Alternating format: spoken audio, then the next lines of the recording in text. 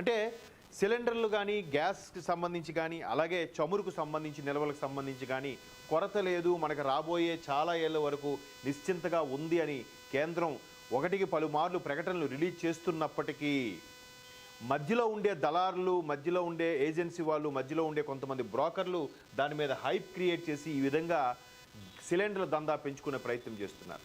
ఇకపోతే హైదరాబాద్లో కూడా కొన్ని ప్రముఖమైన రెస్టారెంట్లో దోశ, పూరి, వడ ఈ మూడు కూడా గ్యాస్తో సంబంధించి ఆయిల్కి సంబంధించిన విషయాలు కాబట్టి ఆ మెనూలో అవి లేకుండా చేస్తున్నారంట.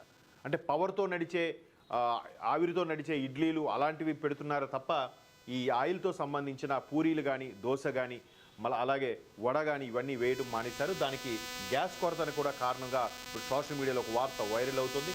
అది కూడా వాస్తవం కాదు తెలియదు. మొత్తానికి ఈ గ్యాస్ మనకి ఇబ్బందికర పరిస్థితులు వస్తున్నాయనే నేపథ్యంలో ముందుగానే దళారులు రేట్లు పెంచేయడం, ఒక్కొక్క సిలిండర్ మీద కనీసం 200 నుంచి 500 వరకు ఛార్జ్ చేయడం ఎక్స్ట్రాగా, ఇవన్నీ కూడా వెరసి చెన్నైలో వాణిజ్య సిలిండర్ కొరత వల్ల తాత్కాలికంగా హోటల్ను మూసివేస్తున్నట్టు నోటీస్ అంటిస్తున్న సిబ్బంది ఒక హోటల్ని నోటీసు అంటిస్తూ మూసేశారంట.